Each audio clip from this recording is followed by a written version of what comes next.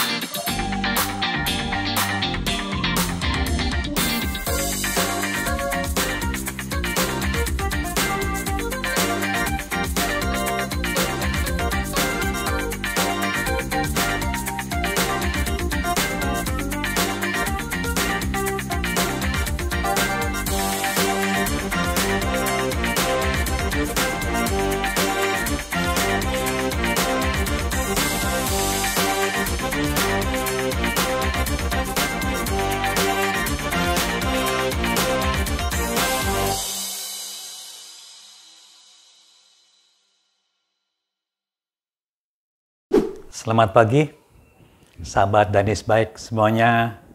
Salam sejahtera, apa kabar? Assalamualaikum warahmatullahi wabarakatuh.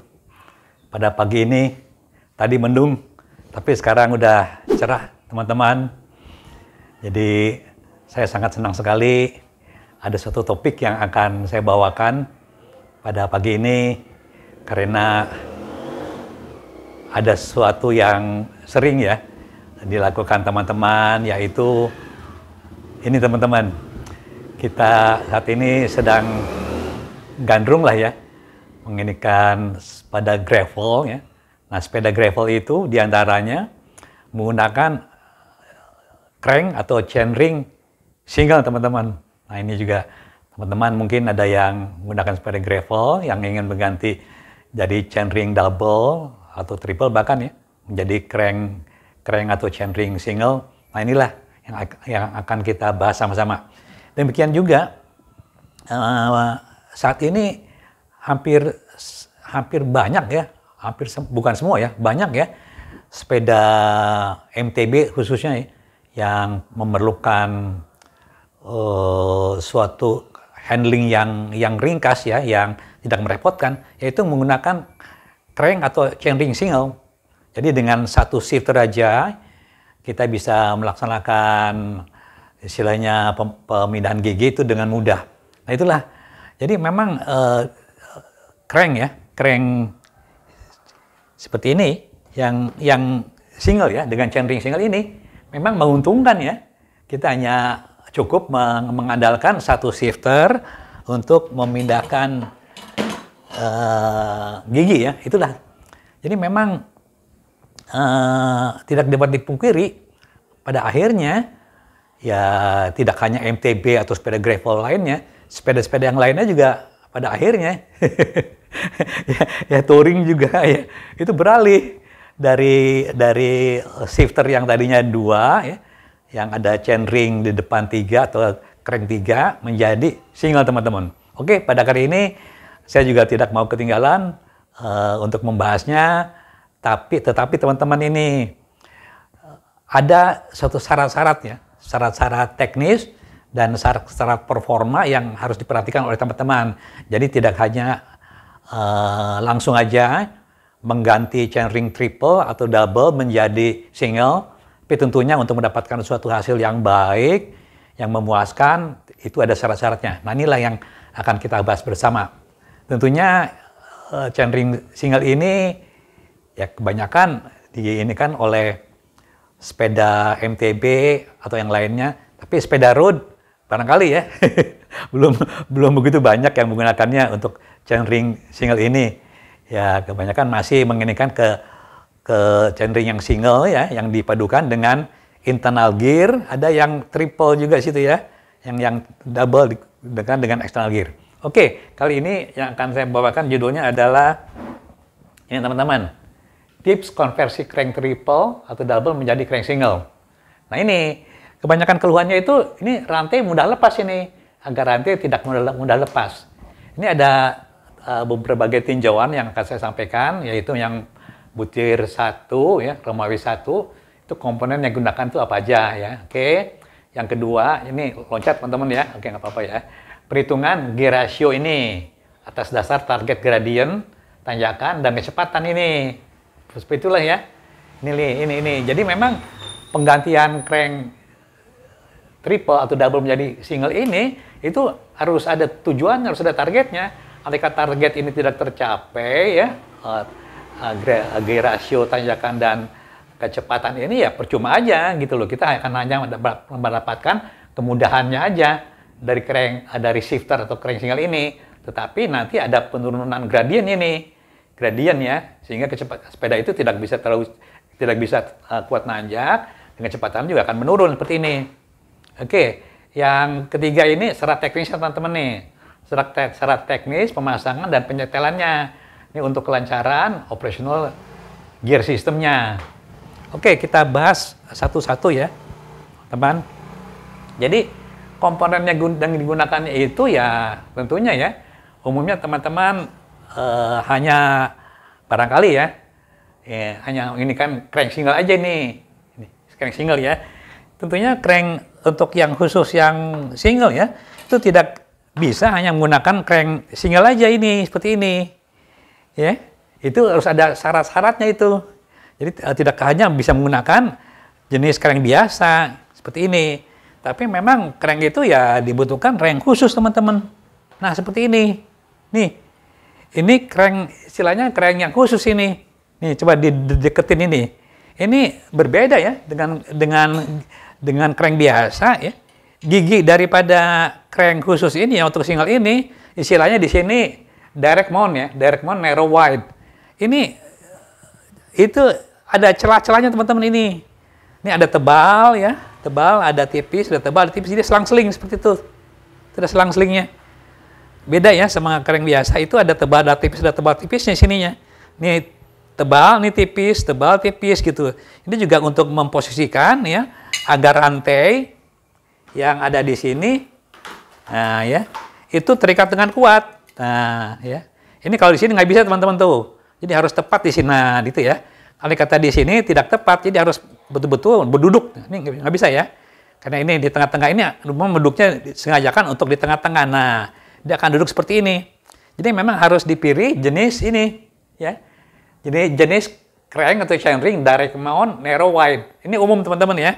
Jadi jangan hanya memilih crank atau chainring biasa seperti ini, harus tipenya itu ini direct mount narrow wide. Nah, ini ada ukurannya teman-teman ini.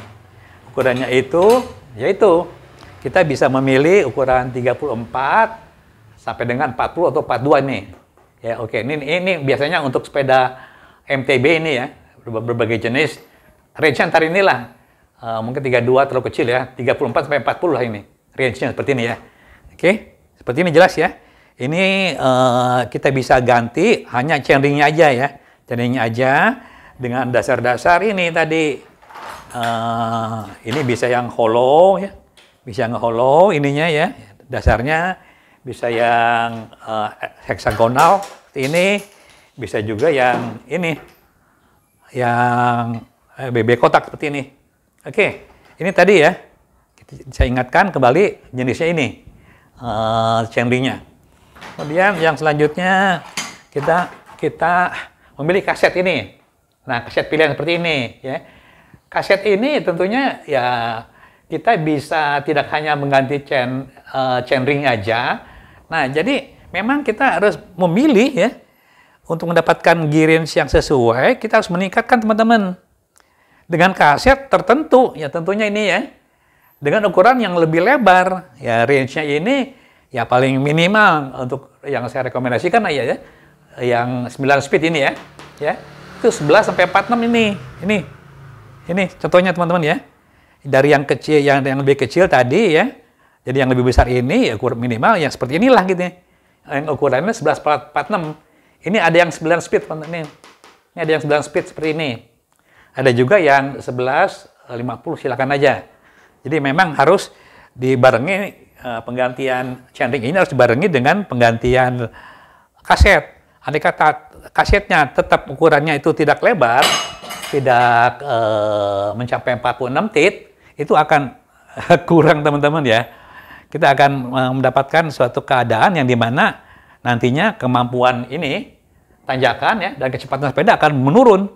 Karena tadinya depannya triple atau double jadi single seperti ini. Jadi memang harus dibarengi dengan penggantian kaset. Oke, kita uraikan mengenai ininya ya, mengenai tabel ini ya. Ini adalah tabel yang saya dapatkan besaran-besarannya ini dari pasaran nih, dari pasar ya. Ukuran kasetnya dari pasar, terdiri dari 9 speed, ya. Ininya ya, kaset ini 9 speed ya, 9 speed, 10 speed, 11 speed, dan 12 speed. Nah ini jangan sembarangan ini teman-teman, jangan sembarangan. Jadi untuk spline-nya, ininya ya, nah ini ya, spline-nya ini ya, ini ukuran tertentu ini. Jadi tidak bisa sembarangan dengan menggunakan kaset yang tidak cocok gitu loh. Nah ini contohnya ini, yang untuk 9 speed sampai dengan 10 speed ini ya, ini panjang spline ya, ini spline ya, tempat dudukannya ini spline-nya ini sama ini ya. Panjang spline, kaset sama untuk 9 sampai 10 speed ini. Kemudian untuk yang 11 speed ini ya, ini 11 speed, misalnya 11 speed ya. Nah ini panjangnya berbeda, lebih besar ukuran spline ini ya, yang dari yang 10 speed ini, 9 dan 10 speed ini, panjang spline ini. Jadi tidak bisa dimasukkan dengan yang ini. Nanti akan longgar ya. Kemudian yang 11, yang 12 lebih besar lagi nih. Hubnya ini berbeda teman-teman. Demikian juga ukuran spline ini, lebar spline ini atau panjang spline ini. Nah ini lebih besar lagi dari 11 speed seperti ini, satu tingkat ya. Karena ininya 12 teman-teman, 12 speed seperti ini ya. Jadi memang ini harus disesuaikan. Andai kata kita mau membeli ini, sesuaikanlah dengan speednya ini. Speednya harus cocok ya. Ini kelompoknya ini, kelompok di mana ukuran-ukuran dari lebar spline ini di hub ini sama teman-teman. Jadi jangan sembarangan membeli ini, juga harus berdasarkan ukuran yang standar seperti ini. Oke, untuk yang ini ya, ini ada kelompok-kelompoknya ya.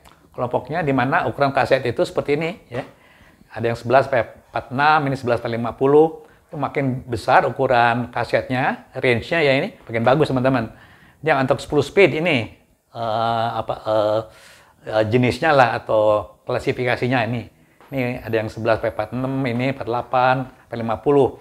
Nah, yang untuk yang 11 speed ini lebih banyak variasinya ya. Ini ada yang dari mulai yang range-nya kecil 1146 sampai yang ini, yang besar ini. Sampai yang 9 ya. 50 tit ini. Jadi sekarang namanya COG terkecil ini ya, itu bukan hanya 11 teman-teman. Ada 10, ada 9, bahkan ada 9 ini. 9 tit kecil sekali ini. Dan ratio juga besar. Ini 9 sampai 50 tit. Nah, untuk yang 12 tit ini umum teman-teman ya. 12 tit ini 12 speed ini ya. Range-nya ini dari 1146 ya. Ini variasinya ya. Ada yang 10 ya. Ada yang 10 ini. 10, ininya 10 ya. Ini sampai lebih besar lagi, sampai 52 ini teman-teman. Besar sekali seperti ini. Ini 46 teman-teman ya. Contoh aja 46. 52 besar sekali, itu udah melebihi dari chainring ya. Chainring crank, jadi besar sekali seperti itu. Jadi ini sepeda balap dari crank sepeda balap sampai 52 teman-teman. Besar sekali seperti itu. Jadi bahkan ini kecil sekali ini. Jadi dari 9 sampai 52. Nah, kemudian ini penjelasannya nih. Jadi kita memilih kaset ini ya. Ini direkomendasikan ya, itu minimal 46 tit. Nah, seperti ini nih. Ini minimal ya. Minimal nih ada yang 9 speed ini ya. 11 sampai 46 tit seperti ini. Karena untuk menjaga ini, menjaga gear range ini supaya cukup memenuhi lah ya. Karena ini ada penurunan. Jadi yang penjelasan yang kedua, gear range terbesar itu ya 9P52 ini terbesar itu. Yaitu ini yang 12 speed ini 9P52 ini. Ya, yang 11 speed tidak ada, yang ini 12 speed ya. Yang terbesar. Ini gear range ini nih 578% ini tinggi. Kalau kita lihat di sini di tabel ini 580 itu di atas ini. Jadi ya memang ini lebar gear range itu lebar ini. Ini sepeda yang high performance ini. Nah, kalau untuk yang terkecil ini, nah ini saya rekomendasikan yang ini range-nya yang 1146 ini. Contohnya teman-teman ya. Ini 10 speed ya. 1146 ini. Nah, 418. Ini medium lah, ini sedang ya. Ini bisa digunakan ini. Oke. Seperti itu ya. Jadi ya klasifikasinya ini medium. Adanya di sini nih. Medium menengah nih. Ini ya, 418 di sini nih. Ini menengah. Jadi ini memang cukup baik lah ini ya. Jangan di bawah ini karena nanti akan turun gear range-nya. Jadi semakin besar gear range ya, semakin baik. Oke, seperti ini ya, ini makin bagus di sini ya. 9P52 tit ini. Jadi ini kenapa demikian? Untuk mengkompensasi penurunan nilai gear range ya. Karena perubahan crank triple atau double menjadi single ini. Ini perubahan crank triple dan double ini ya memiliki konsekuensi. Jadi gear range-nya ini, nah ya, ini menurun teman-teman.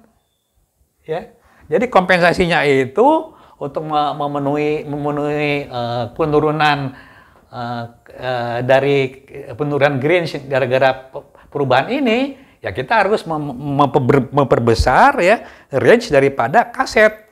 Yaitu ini minimalnya 1146. Oke teman-teman. Yang inilah. Jadi jangan asal mengganti crank depan aja jadi single. Kita juga harus memikirkan gear range yang dikompensasi dengan ukuran tertentu dari kaset yang lebarnya antara gigi ini dan ini itu ya besar atau lebar ya. Itunya istilahnya gear range-nya harus lebar. Karena hanya inilah kompensasi kemampuan nanjak dan kemampuan berjalan cepat. Oke, seperti itu. Kemudian syarat ini ya, perhitungannya. Tadi udah ya, komponen gunakannya aja. Jadi bukan hanya crank-nya aja yang diganti, juga kita harus memikirkan kasetnya dengan pilihan seperti ini. Oke, yang kedua, perhitungan gear ratio. Nah ini gear ratio-nya juga harus dihitung nih.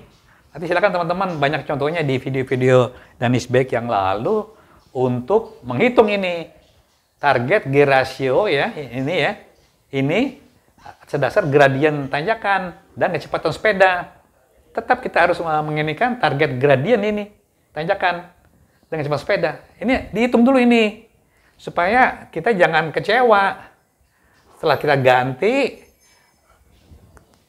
crank-nya ini ya akhirnya kemampuan performance sepeda menurun.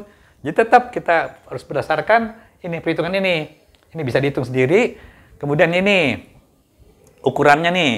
Ukuran chainring crank ini. Jadi chainring yang besar ini yang 40 ke arah 40 ini itu ya besar itu hasilnya itu tanjakannya ini ya. Sorry itu ya, chainring yang besar ini ya. Tanjakannya ini dia akan melemah, berkurang kemampuan nanjaknya. Andai kata ini membesar, ukuran chainringnya tentunya kemampuan tanjakan ini menurun. Tapi kecepatannya ini bertambah. Ini contohnya ya. Chainring ini 40 tit ini. 40 mungkin juga di sini nambah ya. 40 atau 42 ini. Tit ini. Di kemampuan nanjaknya menurun dan kecepatannya bertambah. Contohnya ini. Kemudian chainring yang kecil, yang ini kurang lebih mungkin 38 40 ya.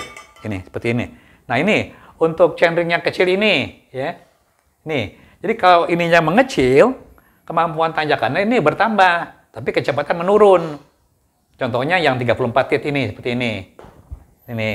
Jadi yang kalau menurut saya yang harus diambil ini ya di jalan tengah. Jalan tengahnya itu ya chainring ini ya 36 atau 38 tit. Ya silakan teman-teman memilih bagaimana yang lebih diprioritaskan atau difokuskan dari ini semua. Kemudian ini ukuran kaset. Ya, jadi ukuran kaset ini. Jadi kita harus memperhatikan perbedaan selisih gigi COG terbesar ini dan terkecil ini, terbesar dan terkecil ini, selisihnya ini banyak ya atau besar sini. Ya. Menyebabkan gear range ini bertambah lebar ini semakin baik. Jadi ininya mengecil, ininya membesar itu semakin baik. Jadi gear range itu semakin lebar, ini semakin baik. Contohnya ini untuk kaset yang 952 ini kecil sekali, besar sekali ini. Gear range-nya sampai 578% ini. Itu high ya. Nih, di atas ini. Kemudian untuk yang ini, selisih gigi COG terbesar dan terkecil ini, terkecil ini. Jadi gear range ini sempit ini. Ini standar minimal ya. Ya 1146 ini. Contohnya 1146 ini. Gear range-nya itu 418 seperti ini. Adanya di sini, di menengah. Oke. Nah, ini klasifikasinya gear range ya. Jadi kita harus tetap memperhatikan semua teman-teman untuk tidak kecewa ya. Jadi harus kita menghitung dan kita memperhatikan ini. Ya, tabel ini karena dari dasar tabel inilah kita akan mendapatkan target ya. Target gradien tanjakan dan kecepatan sepeda. Oke, teman-teman yang terakhir nanti saya akan praktek ya. Dan ini yang terpisah supaya nanti saya terangkan lebih awal dulu mengenai mengenai syarat-syaratnya. Ini ada syarat teknis pemasangan penyetelan untuk kelancaran operasional gear system. Jadi tidak hanya kita memasang aja atau menghitung ukurannya aja. Mengenai pemasangan dan penyetelannya juga harus diperhatikan karena ini harus memenuhi syarat teknis.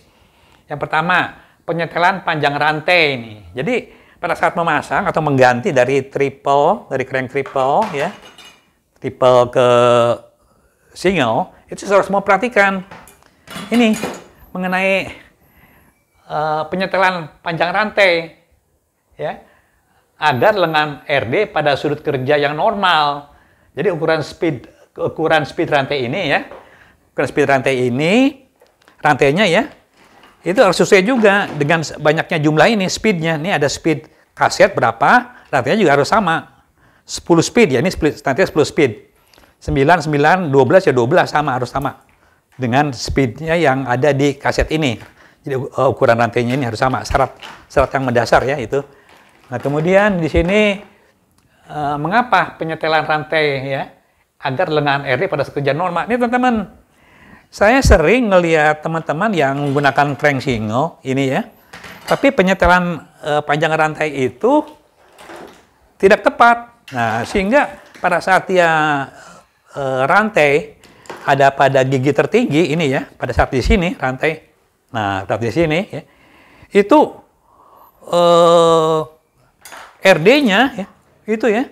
Nah ini itu sampai tertarik. Wah, sampai segini teman-teman. Itu tidak, secara teknis itu tidak diperkenankan ya, tidak direkomendasikan, karena ini terlalu tarik ke sini.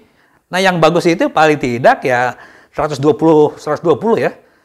120 derajat terhadap horizontal. Ini 90 ya. Nah, paling nggak seginilah gitu. Jangan sampai segini gitu loh. Nah, ini tidak benar penyetelannya. Dan juga tidak boleh terlalu ke belakang seperti ini. Dia bergesekan. Kalau dari ke sini ini menyebabkan tegangan rantai itu terlalu tinggi dan keausan pada puli RD ini. Jadi, nah inilah. Jadi memang ada namanya ini ya, sudut kerja RD yang normal. Sudut kerja RD yang normal itu adalah di sini pada saat ke belakang ini tidak boleh lebih kurang dari 20 derajat ini dari horizontal ke sini dan tertarik ke sini ya. Itu tidak boleh lebih dari 120 derajat. Itulah yang normal. Jangan terlalu ke sini, jangan terlalu ke sini juga gitu. Ini akan bergesekan. Nah, itulah. Jadi kita harus menjaga ini. Sudut kerja. Nah, sudut kerja nih RD yang normal ini. Nah, inilah. Jadi kita harus menyetel kembali panjang rantai ini.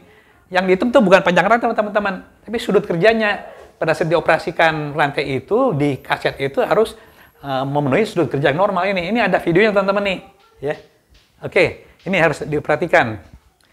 Nah ini, kemudian kita harus perhatikan juga, jadi posisi crank pada BB shell agar jarak chainring ke garis tengah sepeda sama dengan jarak chainline. Nah inilah yang harus diperhatikan. Karena apa teman-teman? Seperti gini nih. Ini sebagai contoh ya. Nah ini posisi ini. Jadi pada saat posisi tengah ini ya, ini 10 speed ya, 10 feet yang tengah-tengah dari COG kaset ini ada di gigi 4 dan 5 tengah-tengahnya ya. Ini harus sejajar ini ya, rantai ini dengan garis tengah sepeda. Nah, jadi ini namanya garis kerja daripada chain line. Nah, andai kata kita perhatikan ini ya, nih kita surut ya. Ini tidak boleh ke sini ya, ataupun ke sini. Pada saat posisi rantai di tengah sini, di tengah kaset ini ya, jadi di tengah COG-nya ya. Jadi memang harus di tengah seperti ini. Ini sejajar dengan garis tengah sepeda seperti ini. Jadi yang hanya bisa digerakkan kiri dan kanan, diatur posisinya itu hanya posisi daripada crank ini terhadap ukuran bottom bracket teman-teman. Nah ini ya. Jadi tidak boleh terlalu ke sini, ke kanan, atau terlalu ke kiri. Jadi andai kata kita posisinya sesuai dengan chain line, karena ini crank single, dia cross chain-nya itu tidak terlalu besar teman-teman seperti ini. Jadi kalau kita bergerak ke sini dan bergerak ke kanan dan ke kiri, itu pasti ada cross chain. Itu tidak terlalu besar. Andai kata dia ke sini ya, nah dia rantai ini pada gigi yang bawah ini, itu cross chain-nya besar. Nah begitu juga pada saat posisi chainring ada di posisi ke sini ya, yang tidak normal terhadap chain line, dia bergerak ke COG terbesar, ini cross chain makin besar. Itulah ya. Ini harus lurus teman-teman seperti ini. Oke ya, itu jelas ya. Ini nanti akan kita peragakan demikian rupa ya. Sehingga kita itu menjadi jelas lah fungsi daripada bukan fungsi ya, apa istilahnya? Kegunaan daripada penyetelan harus berdasarkan ini. Ini. Ya, ini tadi ya. Ini chain line ini ya. Nah, ini. Jadi ya, jarak chainring ke garis tengah sepeda sama dengan jarak chain line ini. Jadi itu sepeda itu ada namanya ini teman-teman ya. Ini garis imajiner ya, garis tengah sepeda ya. Ini jaraknya di bawah di sini ya. Itu harus sejajar dengan garis kerja atau garis kerja rantai atau chain line seperti itu. Nah, itulah gunanya ya. Nah, kemudian juga jangan dilupakan di sini itu penyetelan operasional RD. Nah, ini RD ini harus di-setel lah. Itu udah ada lah banyak video-video yang menerangkan penyetelan RD. Ini akan mudah teman-teman ya. Ini perlu di-setel. Cuman yang syarat ini ya, syarat pertama, nah dan kedua ini ya. Ini sering diabaikan teman-teman ini, atau kurang diperhatikan lah ini. Itu penyetelan panjang rantai dan penyetelan posisi crank, ya, crank ya pada BB shell agar chainring ini ada ini, chainring ya, jarak chainring ke garis tengah sepeda sampai dengan jarak chain line seperti ini. Ini yang agak jarang nih diperhatikan ini.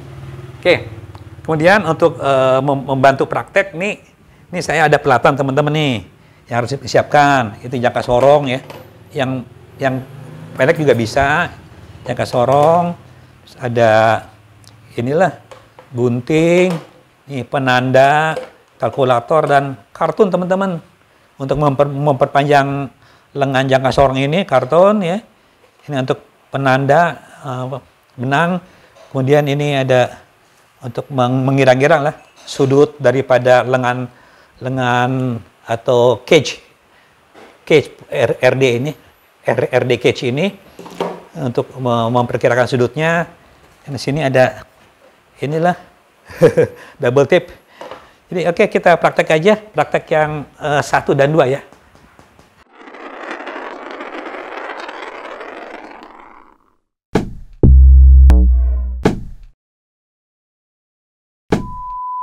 Oke teman-teman, kita akan praktek mengenai gimana cara ngatur penyetelan rantai agar RD-nya itu ada dalam sudut kerja yang normal.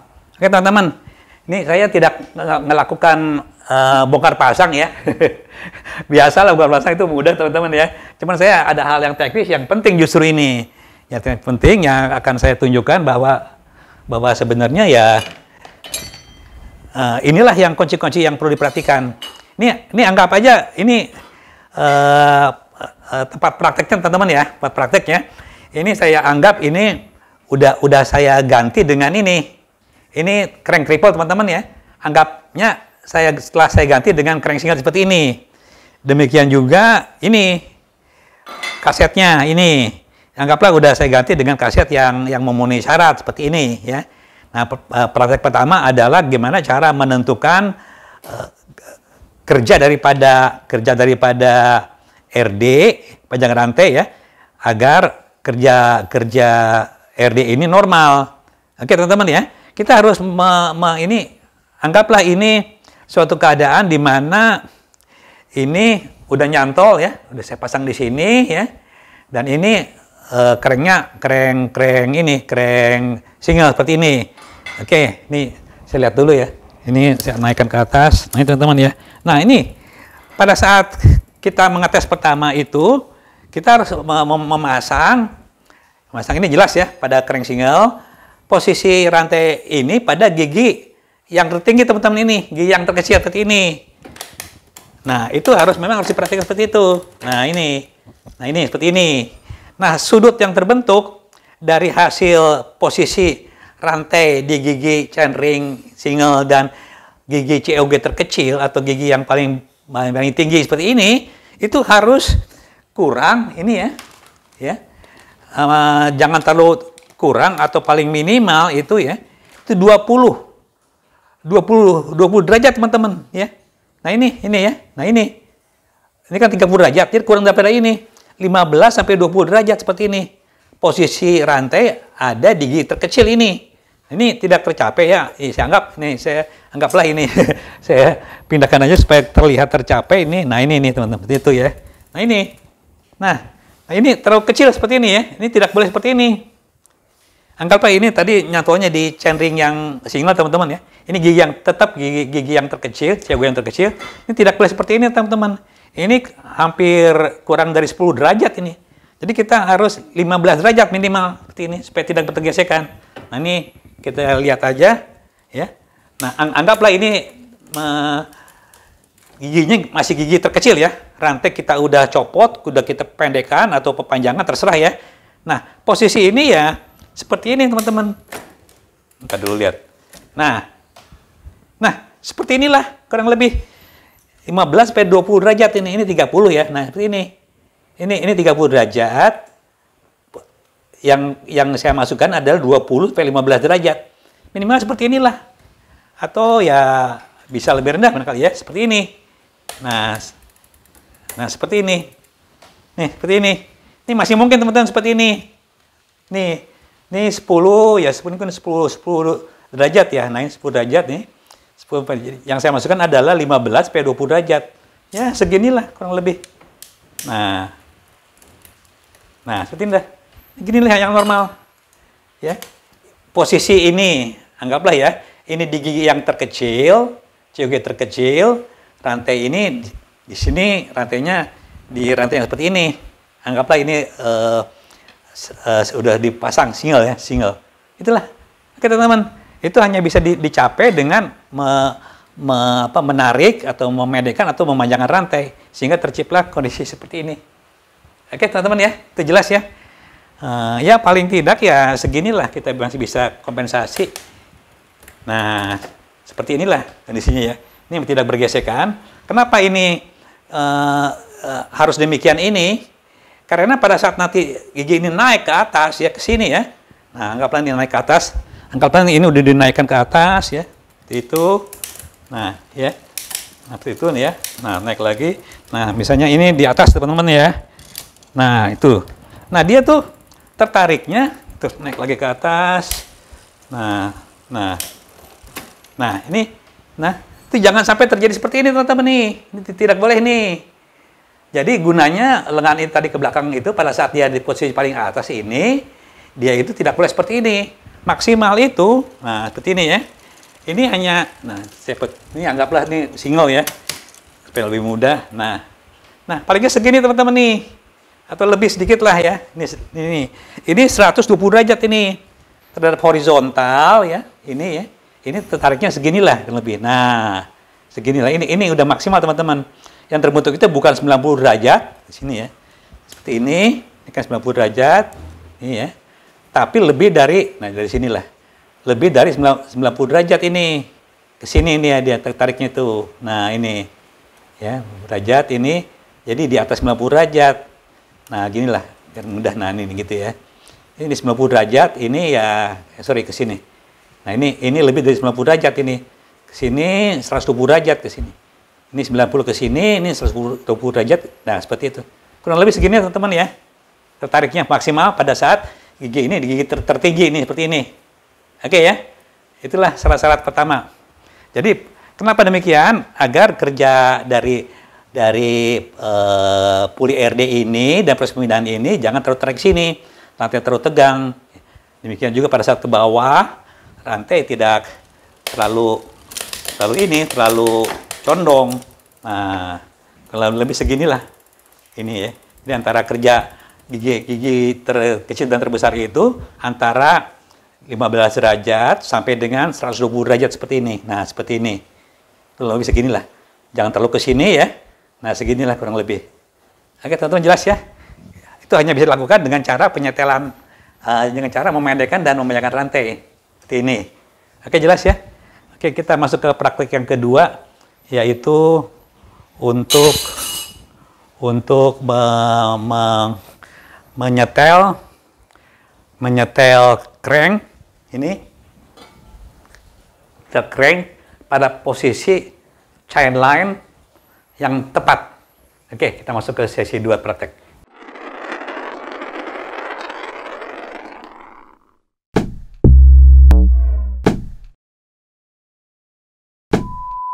Oke teman-teman, ini langsung untuk cara mengatur posisi crank ya, di bottom bracket shell ini ya, agar posisinya itu sesuai dengan chain line.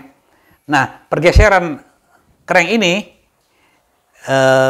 hanya gini teman-teman ya, yang bisa diatur tuh hanya pergeseran crank ini ke dalam atau keluar dengan cara ini tadi. Andai kata ini menggunakan hollow ya, mungkin hollow ya. Kita bisa ngatur ini dengan ini, menambah dan mengurangi posisi ya. Andai kata ini kurang keluar ke sini, ditambah. Andai kata ini terlalu keluar ke sini, ini dikurangin spacernya ini, ring spacer ini seperti ini.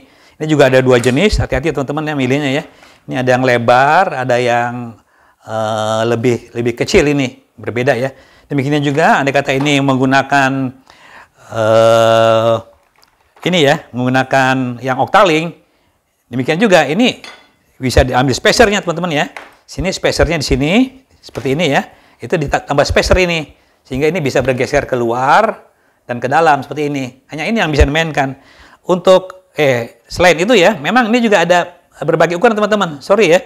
Selain dengan spacer untuk yang octaling dan kotak bottom bracketnya ini ada ukurannya nih, sehingga posisi ini bisa keluar dan ke dalam itu tergantung daripada ukuran lebar daripada poros atau ini ya, as daripada ini bottom bracket ini. Sama aja ya, ini ada yang besar, yang lebar-lebar, ada yang mengecil, sehingga menyebabkan posisi chain ring ini atau crank ini bisa ke dalam dan keluar. Oke, ini langsung aja ya. Tahap pertama itu kita untuk meningkatkan garis tengah ini ya. Garis tengah ini ya. Kita gunakan ini teman-teman nih. Ini ya. Kita harus tahu tengah ini dengan ini aja. Dengan tanda ini kita akan dapatkan suatu patokan lah ya. Patokan ini akan saya isolasi lah ini. Isolasi supaya gampang melihatnya, melihat posisinya lebih mudah. Ini, nah inilah seperti ini ya. Nah ini kita letakkan posisi di sini teman-teman nih, tengah-tengah ini ya. Tengah-tengah ini kita isolasi aja nih teman-teman. Jadi posisi ini di tengah teman-teman. Oke, kita posisi ini di tengah. Oke, ya, isolasi supaya ini posisi di tengah sekali ini. Nah kita tarik ke sini aja. Itu mencirikan tengah-tengah lah pokoknya ya. Tengah-tengah seperti ini. Kita ambil aja posisi ini tengah-tengah. Ya. Nah ini. Nah, ini seperti ini ya. Oke. Nah ini tengah-tengah ya. Oke, ini tengah-tengah ya. Nah, ini posisi tengah-tengah daripada kontrol ya, kontrol daripada garis tengah sepeda tuh ini teman-teman. Jadi kita memudahkan nantinya. Oke, ini tengah-tengahnya ya. Ini di tengah-tengah bisa diatur demikian rupa. Nah ini, nah kita nih sebagai patokan ini. Nah kemudian kita harus mengukur ini nih, panjang daripada keseluruhan daripada bagian luar ini, supaya kita dapat sisi tengahnya nantinya nih. Nih, kita dapat ini, kita ukur panjangnya. Ini, nah ini panjang seperti ini. Nah, andai kata ini tidak sampai dengan ini terkecil, dengan jangka sorong terkecil, kita bisa ini kartun, ini segini ya. Nah, kita lihat ini berapa nilainya. Ini 154 ya, 154 ya, 154 lah nih ya. 153 setengah nih. 153 setengah. Nah, kita bagi dua nih. Nih. Satu, nih kita lihat nih ya. 153,5 bagi 2. Nah, 76 teman-teman. 76 3/4 ini. Nah, oke. Ini 76 nih. Ini udah tadi ya, udah kita bagi 2, nilainya itu 76,35 ya, setengah-tengah sini. Nah, seperti inilah. Ini harus menjadi ini patokan kita mau bagi 2. Kita beri tanda di tengah-tengah ini dengan tip X ya. Tip X aja sini. Nah, kita ini teman-teman nih. Kita lihat di sini ya, kita tandai inilah. Nah, ini dekat-dekat sini ya, teman-teman. Nah, ini kita beri tanda sini aja. Nah, supaya kita tahu. Nah, itulah. Ini nih. Beri tanda, ini tandanya ya. Oke, ini tandanya ya. Tandanya tuh, ini agak di sini nih. Nih, tandanya ya. Nah, ini. Jadi tanda ini sebagai garis tengah ya. Daripada yang terini oleh ini. Oleh garis tengah sepeda ini. Ini tanda ini ya. Nah, setelah itu, nah ini kita mau tahu jarak channel sekarang. Gimana caranya? Nah, ini tergantung. Ini posisi ini harus kita, ini ya, ada kata nih 12, ini kita katakan 9 speed ya. 9 speed nilainya segini teman-teman, 9 ya. 9 speed. Ini antara tengah-tengah ya. Tengah-tengah ini antara, ini 9 speed itu ya gigi 1, 2, 3, 4, 5 nih. 5. Kalau 10 speed itu 4 per 5. 11 speed itu ya 5 ya. 12 speed itu 5,6 gitu loh. Terus tengah-tengah. Ini 9 speed ya. Taruhlah ini 9 speed ya. Ini di posisi gigi 5 ini. Kita posisikan ini pada posisi yang tengah-tengah ini. Nah, gigi kelima. Nah, 1, 2, 3, 4, 5. Di atas itu lagi. Oke. Nah, ini. Nah, ini gigi 5 teman-teman ya. Ini kita ukurlah ininya sekarang. Jaraknya. Jarak chain line. Nah, ini. Jarak chain line di sini, ke sini kita ukur dari sini ke sini. Ini karena tidak muat teman-teman. Nah, ini. Ya. Gimana caranya? Kita akalin ini. Ini kita tambah dengan pemanjang ini. Pemanjang dari kartun aja teman-teman ini ya. Supaya bisa menjangkau sana ini. Kita ambil pemanjang kartun ya. Ini. Nah, kita untuk menambahkan di ujungnya nantinya. Seperti itu. Ini. Nah, ini ya. Kita runcingkan di sini. Oke. Ini kita ambil dalam posisi ini, nanti kita ke sini ya. Ini kita panjangkan teman-teman ke sini ini. Nah, ini kita panjangkan. Ini kita lem aja menggunakan ini. Menggunakan double tip ini. Oke, ini udah saya diperpanjang dengan kartun ya, agak tebal. Ini harus lurus teman-teman ya, harus lurus sama dengan ini ke sini. Nah, demikian juga andai kata teman-teman menggunakan jangka sorong atau syekmat yang pendek, itu bisa diperpanjang juga dengan seperti ini. Sehingga jangkauannya itu bisa panjang ke situ ya. Nah, ini kita ukur aja ini sini supaya bisa tepat ini sini. Nah, dari garis ini tadi ya, tuh ini kita ambil tengah-tengah nih, tengah-tengah rantai ini. Nih, rantai ini ya. Ini posisinya udah di tengah-tengah teman ya. Ini 9 speed, tengah-tengahnya ini gigi 5. Kalau ini 11 speed ya gigi 6 ya, gigi 6 di sini. Oke, ini kita ambil jaraknya supaya pas tepat sekali berapa ini. Nah, ini teman segini ya. Nah, ini. Oke. Nah, inilah jarak chain line ini. Nah, kita ukur nih ini. Nah, ini. Ya 40 ya tuh ya. 41,8 nih 40%. Nah, inilah. Nah, ini untuk kita ini kan di sini teman-teman nih ya. Ini udah nggak digunakan, kita copot aja ini ya, copot aja. Nah, inilah jarak chain line itu ini gitu. Di mana ini akan sama dengan sejajar dengan jarak yang di sini.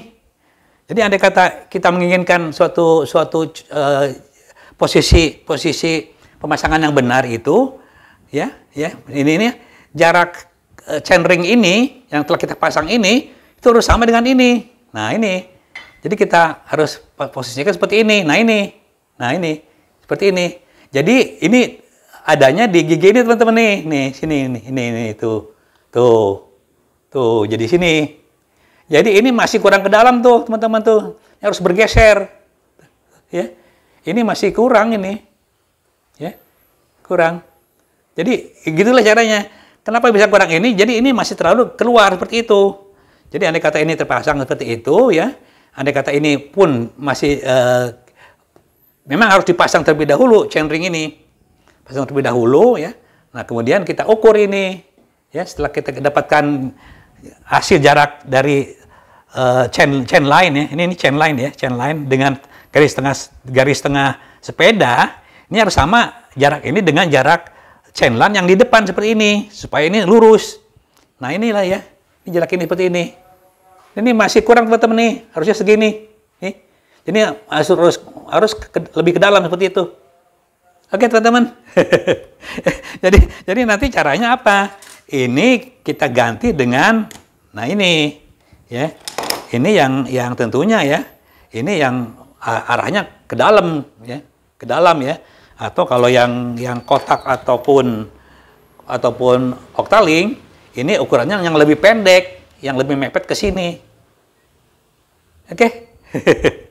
Tanpa pengukuran ini, tentunya dia akan miring teman-teman, tidak memenuhi chain line seperti ini, ya, tidak memenuhi chain seperti ini.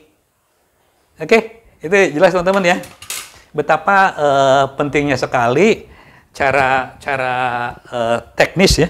Secara teknis kita memperhatikan ini penyetelan panjang rantai sehingga sudut kerja RD ini normal. Kedua, penyetelan posisi crank nih hanya dapat dilakukan pada ini ya, pada bottom bracket ya, dengan mengganjal untuk yang hollow, dan ini juga bisa untuk mengganjal, bahkan lebih penting panjangnya untuk yang octaling dan kotak. Seperti ini. Oke teman-teman, ini hal yang sangat prinsip ya. Bagaimana kita akan nantinya terakhirnya kita akan mendapatkan suatu kerja yang normal dari crank single yang kita pilih dengan kaset yang ukuran tertentu. Sehingga pada saat nantinya ini akan pindah gigi ini ya. Nah, ini seperti ini ya. Nah, oke. Nah, seperti ini. Ya. Pada saat ini berpindah gigi atau berpindah COG di sini. Nah, berpindah COG di sini ya. Jadi posisi rantai itu tidak terlalu miring ya, tidak terlalu crescent. Baik itu crescentnya ke dalam ya, ataupun crescentnya keluar seperti itu. Sebaliknya, baik itu crescentnya itu keluar atau crescentnya itu ke dalam ya, gitu. Seperti itu ya. Nah, itu. Sehingga nanti posisi ini tidak mudah lepas. Teman-teman, ini ada satu lagi ya. Satu lagi alat tambahan yang akan saya sampaikan di samping tadi kondisi yang seperti ini. Juga ini ada tadi nih. Ini ada chain guide ya, penahan rantai ya. Ini alat tambahan ya. pada chainring untuk mencegah rantai terlepas. Jadi alat tambahan itu ya posisinya di sini teman-teman. Sini ya, seperti itu ya. Yang menahan ya bisa dia adanya ada di seat ya, seat tube-nya ya. Seat tube-nya ataupun dia adanya di ini, di pemasangan ini, di bottom bracket shell, dipasang di bottom bracket yang adanya di frame ya, seperti itu. Jadi ini tidak mutlak teman-teman, ini tidak mutlak ya. Saya ada, jadi contohnya itu ada 2 jenis ya. Ada yang langsung ke batang ya, batang dari seat tube ya, atau di dalam bottom bracket shell. Ini barangnya seperti ini teman-teman, contohnya ya, seperti itu. Teman-teman tidak wajib ya, tapi andai kata lebih lengkap silakan aja. Oke teman-teman, saya kira penjelasannya cukup lengkap. Mudah-mudahan teman-teman tidak hanya dalam mengganti chainring triple atau double menjadi single itu tidak hanya memperhatikan efisiennya tuh ya, ukurannya aja yang di depan, tapi semua syarat ini harus terpenuhi sehingga kita mendapatkan suatu optimalisasi yang memang istimewa, namanya chainring single itu untuk kemudahan kita mengoperasikan gigi itu dengan ya tidak terlalu repot lah, hanya satu aja. Demikian penjelasan dari Spek. Mudah-mudahan teman-teman berkenan mendengarkan penjelasan saya yang ya mungkin agak teknis. Mudah-mudahan bermanfaat. Terima kasih banyak. Wassalamualaikum warahmatullahi wabarakatuh.